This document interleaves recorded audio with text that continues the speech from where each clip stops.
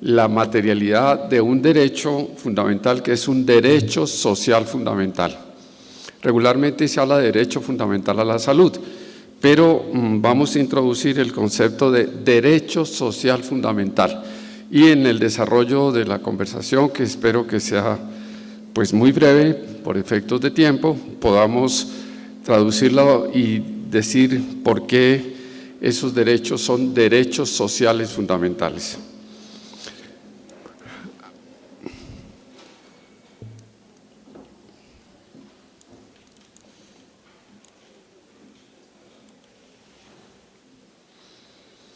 Esto no me gira. Ya. Exigibilidad de los derechos. Quisiera básicamente establecer dos dimensiones de los derechos en relación a ver cómo se instrumentalizan. Nosotros hablamos tradicionalmente de derechos civiles y políticos y de cara a esos hablamos de derechos económicos, sociales y culturales. La base de los derechos civiles y políticos que arrancaron después de la Revolución Francesa tienen como base el interlocutor que se llama Estado.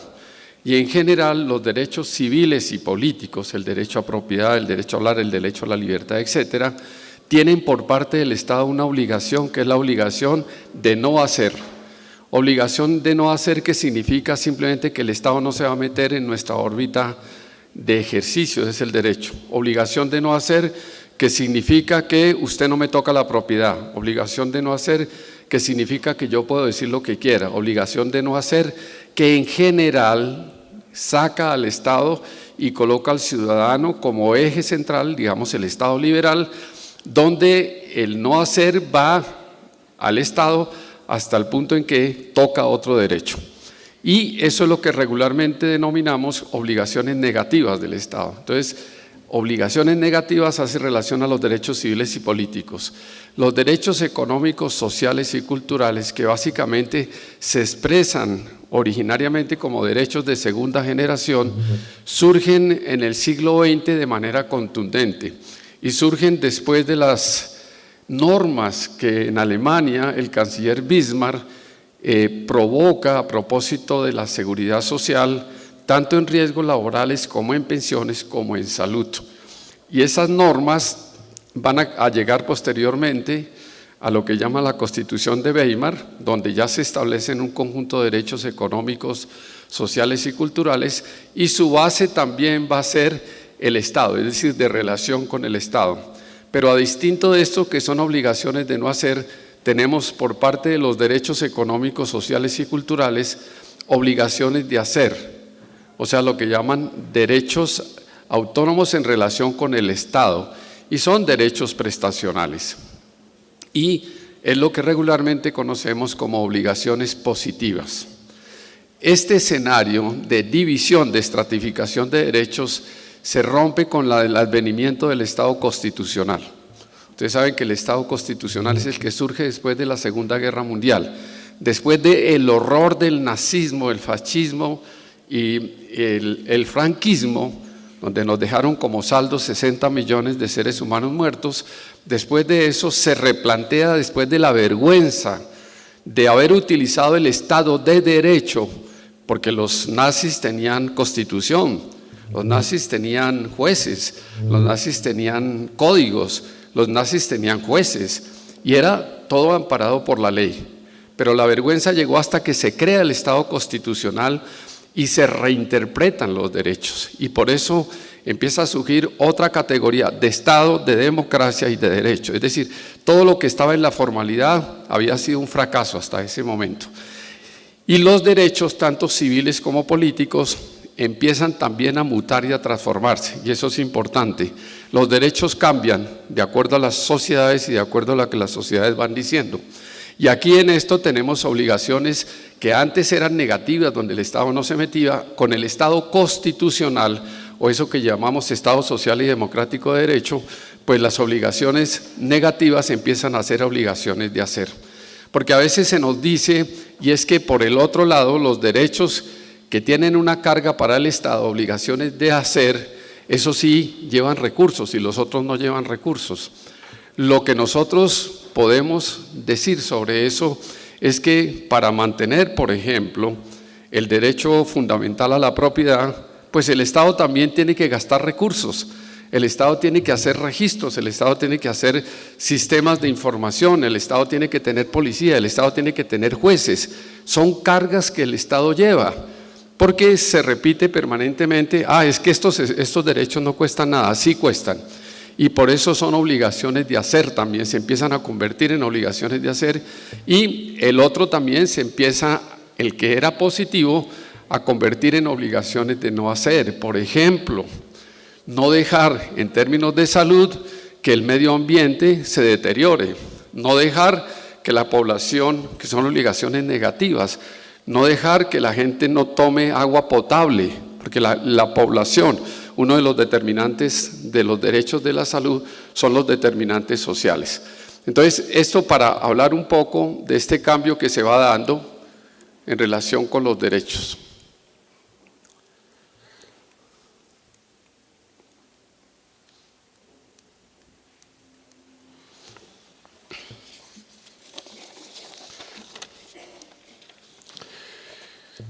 Niveles de obligaciones del Estado. Esto no me quiere operar. Se me pasó una.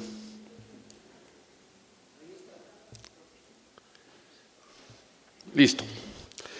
Niveles de obligaciones del Estado. Como decimos, son derechos positivos. El Estado debe hacer, y simplemente a título de resumen, tiene una obligación de respetar. O sea, no obstaculizar, no impedir el acceso al goce efectivo, en este caso del derecho a la salud. Es una obligación del Estado. Es una obligación del Estado proteger. Y proteger significa impedir que terceros impidan eso. Por ejemplo, instituciones jurídicas que obstaculizan el acceso. Por ejemplo, instituciones jurídicas que en un momento determinado tocan la autonomía médica y de los agentes médicos. Eso es impedir que terceros impidan el acceso, en este caso, al derecho fundamental a la salud. Obligación de garantizar, asesorar a los titulares que puedan acceder al derecho cuando se pueda acceder por sí mismo. O sea, significa que los ciudadanos, y aquí queremos llevar una línea permanente, y es los derechos, lo que se llama la Carta de Ciudadanía de los pacientes, la Carta de Ciudadanía de los Derechos. Miren ustedes que la misma Corte Constitucional permanentemente, cuando se le negaban derechos a los pacientes, le decía a la organización EPS o IPS de que tuvieran en cuenta, porque no lo teníamos en la ley estatutaria, que tuvieran en cuenta lo que en Europa tenían desde hacía 50 años la Carta de los Pacientes.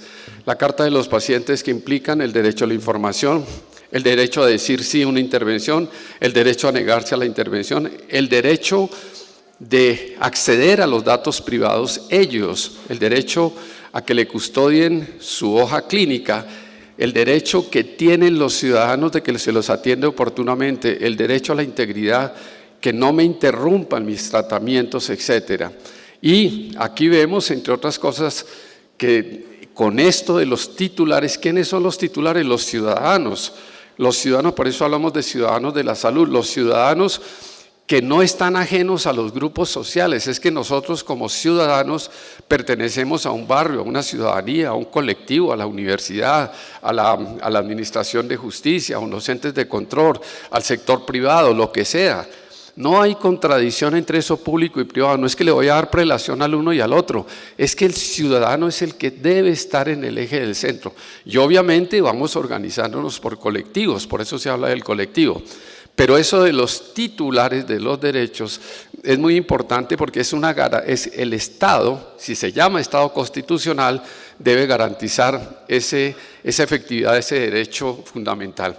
Y la obligación de promover es el deber de desarrollar condiciones para que los titulares accedan al derecho. Y las condiciones que se deben dar es que cuando haya esas barreras de lo cotidiano, de pedir una cita y de que no me la den a los 3 días o a los 5 días si yo estoy afectado de una crónica, y que me lo den dentro de 4, 5 o 6 meses, eso es no desarrollar las condiciones para materializar. Porque es que los derechos, pues obviamente que en el diálogo que hay con la ciencia médica debe proteger sobre todo eso que se llama el juramento hipocrático. Es esa relación entre el científico de la medicina y todo el cuerpo de agentes de la salud con el paciente. Yo creo que sería muy bueno que repasáramos no solamente, eso lo tienen muy claro los médicos, sino todos los agentes que pertenecemos de una manera o que demandamos servicios de salud en el juramento hipocrático que ha sido puesto al día en relación con los derechos de los ciudadanos. ¿Cómo se expresan las obligaciones positivas del Estado? Eso que decimos en los derechos sociales llevan esas obligaciones positivas. Básicamente a través de los siguientes mecanismos. Primero, la obligación de disponer de fondos, o sea, recursos para la salud. Recursos obviamente utilizados de manera racional, de manera eficiente. En la actualidad Colombia gasta cerca del 6.8% del PIB en salud. No son recursos despreciables. Son cerca de 40 billones de pesos dedicados a la salud. Y ha tenido unos recursos relativamente suficientes donde se predica que hay dos líneas que merman esa capacidad, que por un lado pues es la ineficiencia, pero por el otro lado es la corrupción también que se da en los sistemas de salud. Esos dos elefantes que se nos acercan, pues corroen esa obligación de disposición de fondos. Y no es que todo esté en cabeza del Estado, los ciudadanos debemos contribuir también a eso, pero lo que sí tenemos que velar es porque esa disposición de fondos se ejecute en eso que llaman las prioridades. Y aquí valga la pena una reflexión. Uno de los componentes de la ley estatutaria es lo que se llama el derecho a la participación. Y el derecho a la participación en la construcción, en el análisis, en la formulación de políticas de salud, etcétera. Y yo me pregunto, por ejemplo, frente a todas estas exposiciones que nos han hecho esta mañana, en relación con los decretos, en relación con las normas y en relación con ese estatus bajo que se le ha dado a la reglamentación en salud de resoluciones, porque es que dentro del sistema jurídico también hay jerarquías. Y la jerarquía es la ley estatutaria, por eso es estatutaria. Después siguen las leyes ordinarias, después los decretos reglamentarios. Después de ese entramado, pues vienen las ejecutorias a través de resoluciones. Pues bien, derechos tan fundamentales como estos se van por la vía de la regulación, que son simplemente resoluciones. Eso quita y pone, en fin, simplemente también expresa una voluntad del Estado de decir, en muchas ocasiones, como ustedes saben, la materialidad de la Carta de Derechos Fundamentales, cuando estaba el ministro González, por orden de la Corte Constitucional, salió también en una circular. O sea, los derechos, antes de la ley estatutaria, en ninguna norma estaban los derechos de los ciudadanos pacientes. Pues bien, aquí tenemos una disposición que dice que las obligaciones positivas del Estado se traducen en la disposición de fondos. Y después otra obligación que es muy importante y que fue en la que se centró la sentencia T-760 del año 2008, son las obligaciones de regular.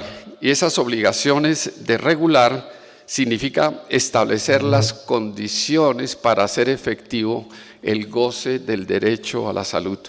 O sea, no es suficiente con expresar una norma, incluso no es suficiente con decir se debe hacer de esta manera, sino que usted debe llegar a materializar, y eso lo dice permanentemente la Corte Constitucional, y ya quiero traer una alusión a eso en el goce efectivo de lo que la Corte ha venido diciendo sobre el goce. Yo me voy a centrar sobre el goce de los derechos. Y esa parte de regulación es lo que nosotros llamamos la ausencia de rectoría durante mucho tiempo en el sistema de salud, que son los órganos nacionales encargados de eso. Es que cuando uno parte de la base de que el mercado va a regular y va a dar las normas para el funcionamiento del sistema de salud, pues obviamente automáticamente baja todo lo que es regulación. Y lo que es regulación queda en manos de los agentes que operan el sistema. Entonces es una obligación del Estado regular y regular y dar todas las condiciones, de manera tal que, como decía el viceministro, nos encargamos de las cosas prácticas, pero las cosas prácticas tienen contenido. como decía el profesor Keynes, ¿no? Los economistas prácticos critican permanentemente la dogmática económica, pero resulta que nosotros somos presos de ese economista muerto que está en el cementerio que nos acompaña. Quiere decir, las cosas no hay que dividirlas de esa manera. Una relación de lo práctico tiene su sustento, su esencia y su concatenación como un sistema, o si no, no podemos hablar de sistema. ¿Qué significa también regular? Limitar o restringir. ¿A quiénes? A las personas privadas o públicas que atenten contra ese derecho. Es decir, no solamente decir haga, sino también no haga en su momento determinado. Estos derechos, como se ven, están consagrados en la Constitución y en la legislación internacional, como ya nos lo enseñaron esta mañana. El reconocimiento de un derecho pleno no se alcanzará hasta tanto no se logre superar los obstáculos que impiden la adecuada justiciabilidad. ¿Y eso qué significa? Ya la doctora Diana avanzó algo sobre eso. Es que los derechos los debo y puedo hacerlos exigibles ante la autoridad administrativa, ante la autoridad delegada, porque es que las EPS y las IPS son entes privados, muy bien, y coadyuvan con el Estado en la materialidad de un derecho, muy bien, pero entonces esa exigibilidad también, de acuerdo al nuevo Código de Procedimiento Administrativo y Contencioso Administrativo, también actúa porque tiene delegaciones públicas, y como delegaciones públicas vamos a tener un eje importante para que uno como ciudadano se pueda acercar a eso. Y ya veremos, uno de los elementos importantes para hacer efectivo ese derecho es el derecho de petición, que está muy fortalecido con la nueva legislación. Gracias. Pero la justiciabilidad también se hace exigible ante un juez de la República. Y recuerden que en el Estado constitucional, esos jueces que antes eran especializados, laborales, civiles, circuito, etcétera, también son jueces constitucionales. O sea, antes que especializados son jueces constitucionales y por eso acudimos a ellos cuando tenemos necesidad de hacer uso de la tutela. Muy bien, ¿qué mecanismos tenemos para el goce efectivo del derecho? Digamos que en relación con el goce efectivo del derecho, tenemos este presupuesto. Siempre que exista un derecho fundamental, debe existir una norma que valide que ello es efectivo. Mientras la norma consagre verbi gracia, la dignidad humana, verbi gracia, el derecho a la intimidad, verbi gracia, derecho a la libertad. Si no hay normas que me faciliten a mí hacer efectivo ese derecho, indudablemente que es pura poesía constitucional, como decía la doctora Diana, pura poesía constitucional. Y entonces el fundamento es que también el derecho fundamental no es solamente el enunciado jurídico, sino que implica los instrumentos y la organización que se haga para hacer efectivo ese derecho. Y decimos organización y procedimientos como parte del derecho fundamental. Tradicionalmente, en un Estado constitucional, los mecanismos que tenemos para hacer efectivo eso son los siguientes. Primero, la ley. En la medida en que la ley reglamente, haga y señale los caminos, no tenemos por qué estar acudiendo permanentemente a otros tipos de acciones. Miren ustedes, todo lo que es la parte legal de acciones constitucionales, ordinarias, etcétera, deben ser residuales. ¿Por qué? Porque hay una responsabilidad de un órgano que es el órgano ejecutivo para hacer eso, o las delegaciones. La Constitución del año 91 facilitó, abrió la apertura para que los particulares pudiésemos participar con el Estado en muchas cosas, y es lo que se llama eso de administración por colaboración. Y en este caso, una EPS o una IPS tienen delegadas funciones públicas, y esas funciones públicas obviamente que tienen unas responsabilidades. El primer mecanismo es la ley. El segundo mecanismo es el derecho de petición. Si a mí no me atienden en un momento determinado, si tengo barreras de acceso a un servicio determinado, si, como es el caso del Chocó, no tengo agua potable, yo puedo, con el derecho de petición, accionar ante la autoridad pública o privada que tenga esa responsabilidad. Acción de tutela. En esto de la acción de tutela es muy curioso, porque en muchos escenarios uno escucha decir de que mire que desde el año 92 que empezó a funcionar la acción de tutela, llevamos cerca de 8 millones de tutelas en el país, de todo tipo. Eso significa que ha habido 8 millones de violaciones a los derechos fundamentales, porque es que la tutela se utiliza es cuando se vulnera un derecho fundamental. O sea, el uso de la tutela, que es un ejercicio legítimo, que es un ejercicio donde ha internalizado y se ha hecho palpable eso que universalmente llama la revolución judicial, que significa que los ciudadanos nos empoderamos de las normas, nos empoderamos de las leyes, y entonces la acción de tutela es excepcional. Colombia es el único país en toda América Latina que tiene semejante cantidad de acciones de tutela. En los diferentes estadios, en Argentina, en Chile, en México, la acción de amparo que tienen, eso es relativamente excepcional y son contados los casos. Aquí contamos por tolerar, solamente el año pasado, a título de la Corte Constitucional, Corte Constitucional que le envía esa información a la Defensoría del Pueblo, se registraron 140.000 tutelas en salud, solo en salud.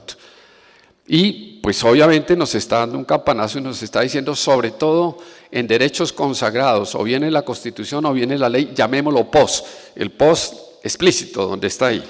Entonces la acción de tutela es otro mecanismo que tenemos y en efecto que en muchas ocasiones gracias a la acción de tutela hemos podido acceder a eso. ¿Qué otro mecanismo tenemos para hacer efectivo el derecho?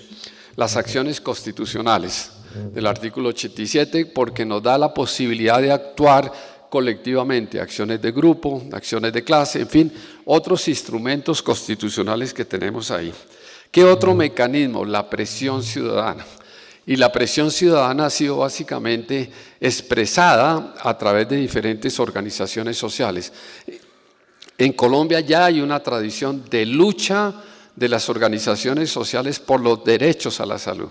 Hay muchas organizaciones sociales que están haciéndose presente, en las audiencias públicas, que están haciéndose presente en manifestaciones, que están haciéndose presente cuando quieren cerrar un hospital, que están haciéndose presentes cuando terciarizan, en fin, con toda una cantidad de fenómenos que se están produciendo alrededor de la salud. Ahí está uno de los elementos que es la presión ciudadana.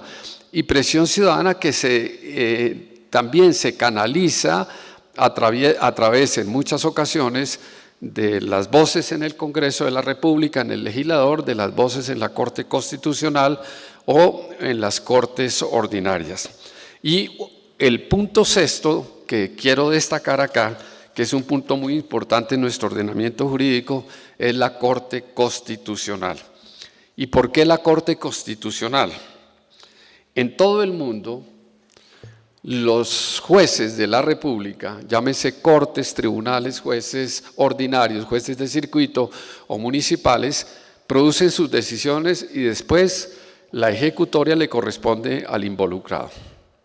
Pues bien, con la Corte Constitucional, y no de ahora, sino de tiempo atrás, hemos tenido una gran tradición en este país, y es que particularmente dos ejes, lo que es el fenómeno de desplazados, la sentencia 025 y lo que es la sentencia T700 del año 2008 han sido objeto de un seguimiento y la Corte, eso no existe sino en Colombia, tiene una sala de seguimiento, lo que llama sala especial de seguimiento, que son 3 magistrados que permanentemente están mirando las ejecutorias para hacer efectivo el derecho fundamental a la salud.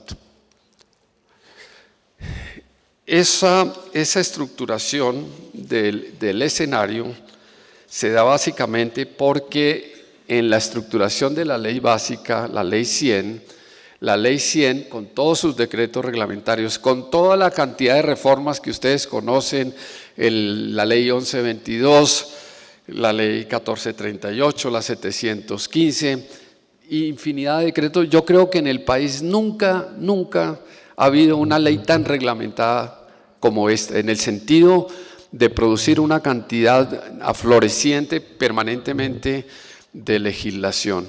Y esa legislación y sus decretos reglamentarios han desarrollado la Ley 100, y cada pedacito de la Ley 100 pues lleva 1, 2, 3, 4, 5 decretos reglamentarios. Pero todos esos decretos reglamentarios tienen que ver con algo que quiero subrayar: los simples derechos sociales. O sea, Ley 100 igual a derecho social. ¿Y qué es un derecho social? Un derecho social es un derecho que necesita planificarse, es un derecho que necesita presupuesto, es un derecho que necesita montar una organización, es un derecho que necesita estrategias para su desarrollo. O sea, es un derecho que de alguna manera llamamos de prestación social y que genera básicamente expectativas, y que en blanco y negro querría decir que se avanza en la materialidad del derecho según los recursos que haya. Eso es un derecho social lisa y llanamente. Y por eso se hablaba de estos derechos como de segunda generación. Lo importante era el derecho civil, lo importante era el derecho a propiedad, los derechos civiles y políticos. Lo no importante son los derechos sociales, que se expresan de una manera grande, de una manera como deseo de la colectividad de llegar allá. Pues bien, y esos derechos, dicho incluso por la misma Corte en sus primeros inicios, era ese derecho que para materializar el derecho fundamental a la salud necesitaba tener esos presupuestos, que haya una ley, que haya presupuesto suficiente para eso, en aquello de que el Estado debe participar con obligaciones positivas, que haya una organización, o sea, que haya instituciones para que logren materializar ese derecho. Entonces, hablamos de derechos, simplemente derechos sociales. ¿Cómo se garantiza el derecho social en ese escenario? Se garantiza con el montaje de un sistema que se hace mediante la Ley 100, cuyo eje central es el plan de beneficios, que es lo que regularmente llamamos como POS, y que se explicita financieramente a través de la UPC, que ya es de conocimiento de todos. Y se organiza, y aquí quiero subrayar algo que de alguna manera se provocó esta mañana, y se organizan dos subsistemas: sistema contributivo y sistema subsidiado. El problema no es que se organicen dos sistemas, es que el problema de entrada es que la ley crea una estratificación social. Artículo 162 de la Ley 100.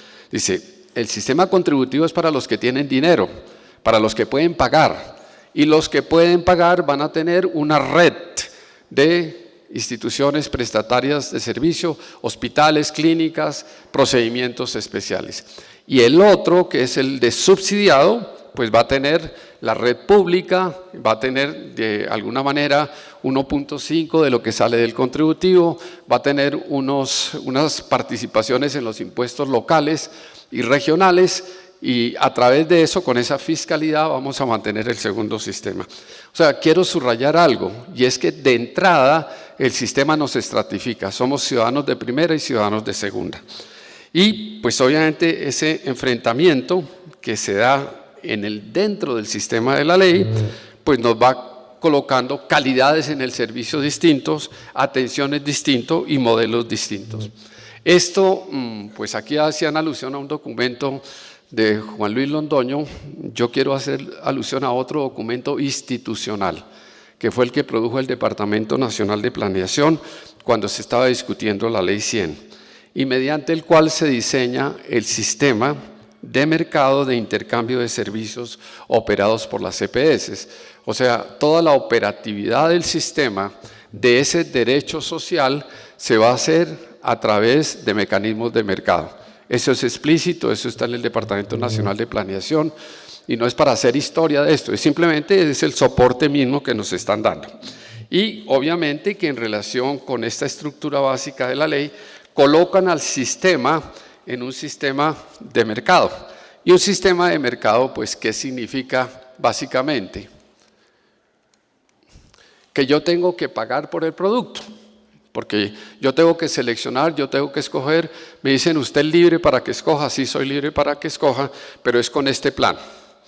Todos sabemos que de aquí hacia atrás está el antecedente de la reforma al sistema de seguridad social en Chile, donde las pensiones se privatizaron y la salud se privatizó, pero con diferentes POS.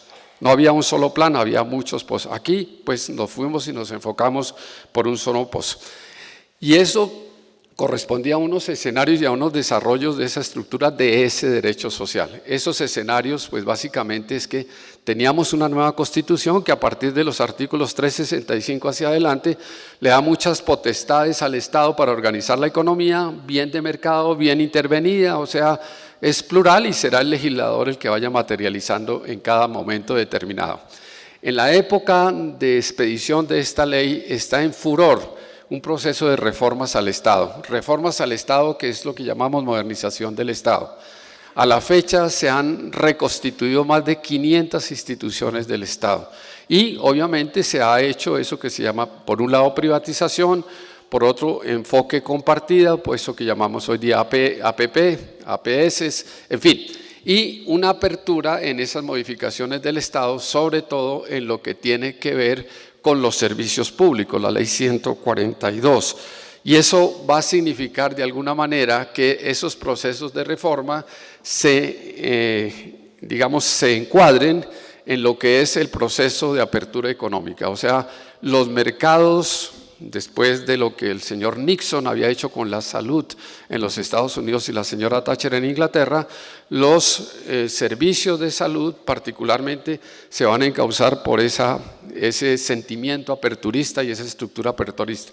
Recuerden ustedes, estaba el ministro el doctor Holmes y más de 50 reformas bancarias, tributarias, arancelarias, en laboral, en fin, todo esto hace parte de ese gran paquete.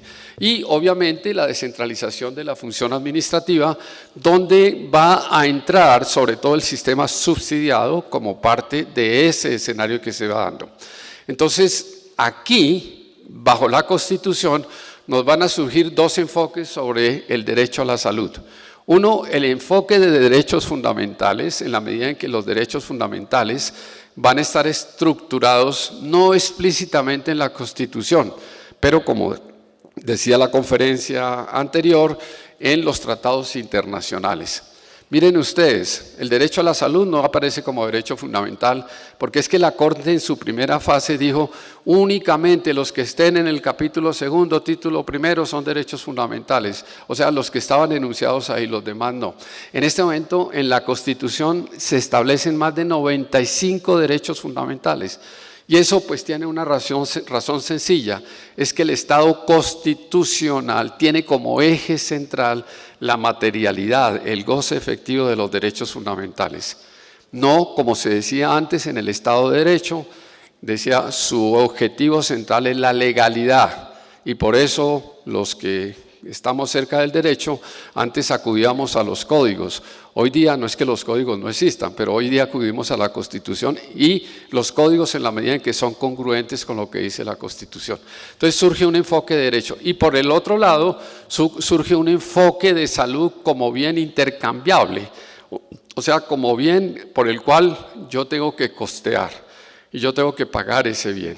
Esos dos enfoques pues van a estar en permanente tensión, y eso no surge ahora, eso surge desde la estructura misma de la concepción de los sistemas de salud post-constitución, o sea, sobre las bases de la Constitución. Y esos dos enfoques nos van a llevar con el tiempo a que se empiecen a agudizar, sobre todo por la ruptura de dos derechos fundamentales, el derecho a la igualdad. ¿Por qué me tratan desigualmente si yo soy un ciudadano? Porque a este ciudadano sí le pueden intervenir en 3 días y a mí me tienen que intervenir dentro de 6 meses si es que tengo suerte o no estoy en una crónica. Entonces se empiezan a generar barreras y los ciudadanos empiezan a presionar fuertemente el sistema de justicia. Miren ustedes, esto no es un tema, los jueces no tienen por qué meterse en estos cuentos, pero tienen que meterse en la medida en que afectan derechos fundamentales. Esto es un tema de los órganos de las instituciones de salud y ahí es donde si el ciudadano no encuentra respuesta en la organización de salud, se va al juez y eso es una distorsión del sistema. Nosotros deberíamos de utilizar marginalmente la tutela, pero no, nos toca utilizarla fundamentalmente. Entonces el enfoque de salud como bien intercambiable empieza a ver, porque es lo que se acentúa, es lo que se diseña, empieza a ver que hay una cantidad de barreras que generan lo que se llama incumplimiento en el goce efectivo del derecho a la salud. Gran proceso de judicialización. Empieza a partir de ahí a la judicialización de la atención en salud. Y empieza obviamente la crítica y sobre todo algunos economistas empiezan a decir es que los jueces están autorizando, es que los jueces están saltando a los médicos, es que no. La jurisdicción lo que hace es frente al establecimiento de unos derechos en la Constitución y de unos derechos, por ejemplo, en el POS, a que se cumplan. El juez no puede ir más allá de eso. Puede ser que haya momentos en que haya una alteración de eso, pero esa es la estructura central. Entonces viene un proceso de judicialización y subrayo esto porque es que con la ley estatutaria va a seguir el proceso de judicialización y ya les voy a decir por qué. Segundo, no atiende en esto la diversidad de formas de atención.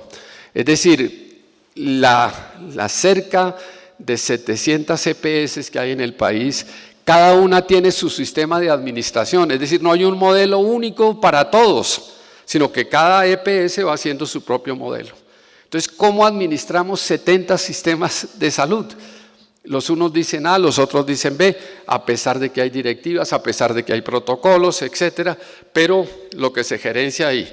Y sobre todo empieza aquí también en esto un gran malestar de los agentes médicos, en la medida en que se les empieza a erosionar ese juramento hipocrático que es su autonomía médica y su capacidad de decisión y su capacidad de entrega, porque tienen que estar en la jerarquía de la organización y de las instituciones, estar pidiendo autorizaciones, estar pidiendo permisos para hacer determinadas intervenciones.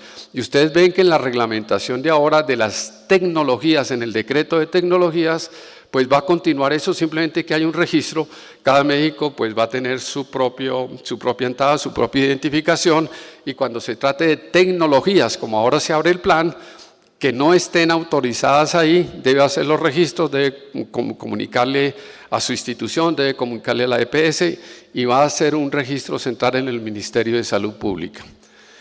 Una intervención sobre la política pública de salud, y esto obviamente lo dice explícitamente la Corte Constitucional. Nosotros obviamente intervenimos sobre la política pública, no la hacemos, la intervenimos, porque el ejercicio que se hace es de que sea efectivo el derecho a la salud. La sentencia T-660 del 2008, que ya ha sido referida acá, tiene una cosa muy importante y es que reconoce fallas estructurales. No son fallas del sistema, son fallas estructurales de la regulación. Como diría un geólogo, son las teutónicas que se mueven por debajo. De pronto pueden aparecer muchas imperfecciones en eso, pero aquí aparecen las fallas estructurales. Y la Corte lo que hace a partir del año 2008 es, en 32 órdenes que se dan, empezar a hacerle seguimiento a eso a través de la sala especial que se crea en el año 2009 para afirmar el derecho fundamental a la salud. Entonces, se explicita la crisis en seguridad social en salud que se ha de expresar en problemas financieros, como acabamos de oír ahora, y de sostenibilidad. Esos no aparecieron ahora. El déficit no apareció ahora. Viene por el diseño mismo que tiene el sistema de las entradas y salidas de los recursos al sistema, empieza una crisis financiera y el tema de la sostenibilidad fiscal. Uno de los motivos para hacer el acto legislativo, el 03, de sostenibilidad fiscal, fue el sistema de salud. Además que decían, no, es que los jueces están haciendo que de alguna manera gastemos más plata en salud. El juez tiene una obligación y es materializar, hacer materializar un derecho, el que sea, en este caso el derecho a la salud. ¿Cómo se expresa también en esa afirmación la sentencia 760? Que hay una diversidad de formas de atención y barreras de acceso. Hay muchas barreras para acceder al servicio de salud, al servicio. Y esa diversidad de barreras pues se explica necesariamente en todos estos ejercicios que se van haciendo, no solamente de tipo clínico, sino también de tipo financiero. La fractura del concepto de atención integral, pues se reconoce también en esta sentencia 760, que lo que hace es recoger 22 acciones de tutela y pronunciarse sobre esas. Y dice, mire, aquí lo que yo veo a través de estas 32 acciones de tutela es que hay una cantidad de grietas en el sistema y que son de carácter estructural. E insisto en eso, estructural. La ausencia en esto, que dice la Corte, del ciudadano paciente en el sistema de salud. O sea, el sistema de salud está muy concentrado en la macrogestión, pero en el ciudadano corriente, en el ciudadano paciente, poca atención, que tiene que hacer colas que las haga, que tiene que ir a buscar medicamentos que la busque. Instituimos esas prácticas, comillas, normales. Mira, para que tú puedas tener ese medicamento, vaya y ponga una tutela. Eso son distorsiones estructurales, te está dando señas de que algo está funcionando muy mal.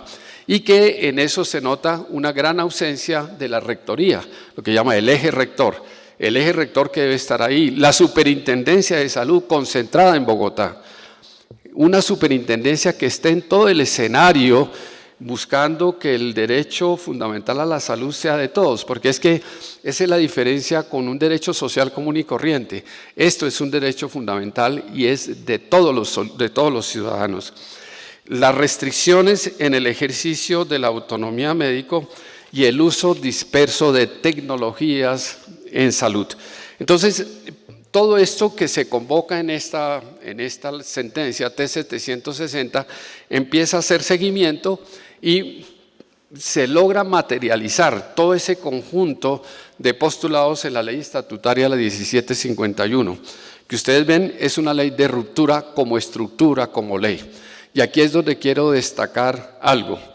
Ese derecho social inicial se nos va a convertir en derecho fundamental. Y si ustedes quieren, derecho social fundamental. Y no es lo mismo decir derecho social que decir derecho social fundamental. Son dos escenarios totalmente distintos, por lo menos desde el punto de vista jurídico, y radicalmente distintos. En esta ley se consagra, como vimos, el derecho fundamental. Se hacen explícitos los derechos del paciente, se establece un plan de beneficio abierto, se subraya el tema de la integralidad, se hacen explícitas las obligaciones del Estado, se hace obligatorio el cumplimiento del derecho de participación. Y aquí simplemente dejo un interrogante. Todas estas normas que están saliendo ahora, si la ley dice que los ciudadanos deben participar ahí, ¿cómo se está haciendo la participación de los ciudadanos en eso? Si ni siquiera conocemos lo que está saliendo. De pronto nos sorprende, ya nos dijeron aquí que la próxima semana va a haber no sé cuántos decretos, y poner una red ahí para que usted opine, pues hoy día con toda la informática que hay, pues creo que eso no es la participación que está buscando la ley, de que los ciudadanos, obviamente a través de nuestras restricciones, nos hagamos y expresemos lo que estamos sintiendo y lo que estamos percibiendo y lo que creemos que debe ser el derecho fundamental a la participación en el diseño, seguimiento y ejecución de los derechos fundamentales. Se crea, obviamente, un sistema de información también y de indicadores de salud, digamos, son elementos técnicos, y también se aboca para que el Ejecutivo formule una política pública de medicamentos. En esto del ejemplo de seguimiento, como estamos en el goce efectivo, quisiera mostrarles un ejemplo nada más, que es el ejemplo de seguimiento de lo que se llama el auto 071 del 2016 de este año. Ese auto tiene que ver, obviamente, con el tema de cobros y recobros. Y esto es un ejemplo de todo el trabajo que está haciendo esa sala de seguimiento. Yo los invito a los que quieran mirar un poco en detalle eso, a que consulten en la página de la Corte Constitucional. Ahí están los autos y el seguimiento y las audiencias y lo que se hace en cada orden. Una orden es un mandato para superar problemas estructurales del sistema de salud. El ejemplo de seguimiento en este auto, con las órdenes de ataque a esas deficiencias, es el auto 071 del 2006. Ataque a los problemas que en este auto dice lo siguiente: corregir los problemas persistentes en la financiación de los servicios médicos no incluidos y excluidos del catálogo de beneficios, pero que se requieren como necesidad, según lo establecido en la orden 27 de la sentencia T-760. ¿Qué debía hacer el regulador?